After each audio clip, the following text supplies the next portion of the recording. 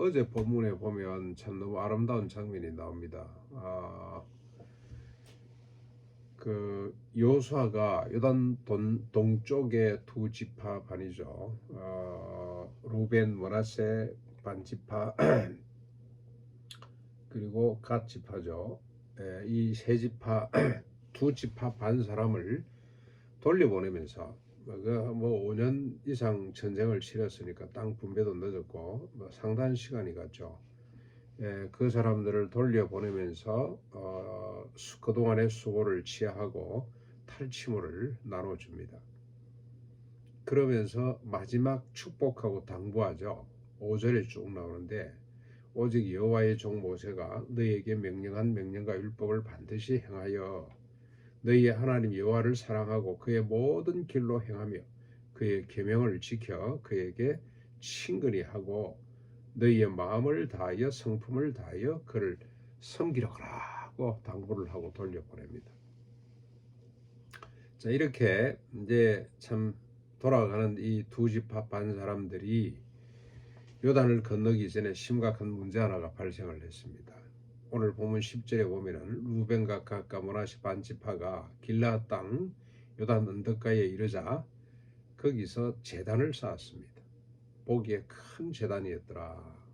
제단을 하나 쌓았어요. 인간이 참 연약합니다. 그렇죠? 무슨 목적으로 세웠는지 뒤에 이제 내일 본문에 나옵니다만은 막상 동쪽을 떠나 서쪽을 떠나 동쪽 자기 기업 땅으로 돌아가려고 하니 참 얼마나 기쁘겠습니까? 처자식을 만나고 그리고 또 자기가 이제 마음껏 자신의 뜻을 펼칠 수 있는 기업으로 돌아가는데 여러 가지로 불안했습니다. 정치, 군사, 종교적으로 불안하고 소외감을 느꼈습니다. 요단이 자그마한 강이지만 그래도 이 우기가 되면은 건널 수 없는 강이 돼가지고 그 단절감 이런 것들이 상당히 컸을 것 같아요. 나머지 10지파 반은 이 서쪽에 있는데 자기들 두 지파 반만 소수죠. 소수들만 요단 동쪽으로 변방으로 밀려난다. 그런 생각이 아마 들었던 것 같습니다. 예.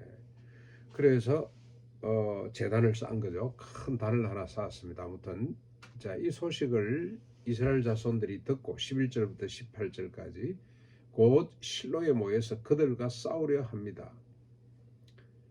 이에 제사장 엘라살의 아들 비나스를 각 지파에서 뽑은 천부장 한 명씩과 함께 급히 이 사실을 확인하기 위해서 보내죠. 그들이 길라 땅에 이르러 이 사실을 확인하자 두 지파 반에게 이렇게 말을 합니다. 이 비나스 이야기를 하는 거죠. 너희가 어찌하여 여호와를 따르는 데서 돌아서서 너희를 위하여 제단을 쌓으려고 하느냐? 그래서 여호와를 거역하느냐? 부올의 제약을 기억하지 못하느냐? 아직까지도 그 제값을 우리가 받고 있지 않느냐? 부올의 제값이라는 것은 이스라엘 백성들이 시딤가에 머물 때 모압 신 바알을 숭배했고 그게 이제 이방 신들의 특징은 음란이죠. 음란한 짓을 행하다가 연병이 발생해서 많은 사람이 죽었던 그 사건은 지금 기억하지 못하느냐? 그 여파를 지금도 우리가 경험하고 있는데 왜 그 짓을 하려고 하느냐? 그러면서 또 이야기를 합니다. 아간의 범죄를 기억하지 못하느냐? 한 사람의 범죄로 말미암아 아간 혼자만 죽었냐? 그 가족들 죽고 얼마나 많은 사람이 진노를 받고 죽임을 당했느냐? 그런데 또 이렇게 제단을 쌓아서 하나님을 진노케 하려고 하느냐? 그러면서 이야기를 합니다. 19절 20절 타협안이죠. 너희 소유지가 만일 깨끗하지 않다면 너희 소유지가 마음에 들지 않는다면 부정하다고 생각이 되면 차라리 성막이 있는 이곳으로 건너와라. 너 우리 같이 하나님 섬기며 살자. 우리 기업을 나누면 되지 않겠냐? 건너와라. 다른 제단을 쌓음으로 여호와를 거역하지 말자. 우리에게도 배신하지 말아라. 아간의 범죄로 온 이스라엘이 진노를 받았던 것 기억하면서 우리가 다시 하나가 되자고 그렇게 제안을 하게 됩니다. 이 위기 상황을 어떻게 해결합니까? 역사적 사례를 들고 또 타이완을 제시해서 설득하는 거죠. 그래서 사태를 수습하려고 합니다. 오늘 우리가 얻을 수 있는 교훈은 혼자는 힘들어요. 소수의 사람들은 약합니다. 그러나 함께 하면 강해집니다. 요단 서쪽을 정복하는 일에 요단 동쪽 지파 사람들 두 지파 반밖에 안 됐지만 함께 함으로 용기를 얻었고, 또 요단 동쪽에 문제가 생겼을 때 요단 서쪽의 사람들이 이런 타이반을 제시하고 함께 하겠다는 마음을 보이자 그들이 위로를 받고 용기를 얻게 되는 거죠. 가나안 복민운동 혼자서는 힘듭니다. 자기 부인의 영성을 지킨다는 것도 혼자서는 힘들죠. 그래서 전국에 7천, 바알에게 무릎 꿇지 않은 7천의 사람들과 연대해야 되죠. 적어도 300개 교회와 우리가 연합해야 되는 겁니다. 그래야 이 일을 지속할 수가 있습니다. 우리가 그래서 회원 확보라는 이것이 많은 사람들은 무슨 해위를 거두기 위해서, 경영을 위해서 그런 생각을, 오해를 하는 사람들도 있는데 그거 아닙니다. 연대하는 거죠. 연대. 이스라엘이 동쪽과 서쪽이 서로 연대하는 것처럼 내일 본문에 보면은 기가 찬 고백을 합니다. 이 두 지파 반 사람들이 왜 우리가 이렇게 했냐. 시간이 지나면서, 지금은 우리가 서로 하나인 것 같지만 시간이 지나면서 우리 자녀들이 서로 몰라가지고 너는 누구냐, 너는 누구냐, 너는 어느 편에 속했냐 이러고 있으면 얼마나 슬픈 일이냐. 그래서 우리가 서로 하나임을 알리기 위해서 이곳에 단을 쌓았다.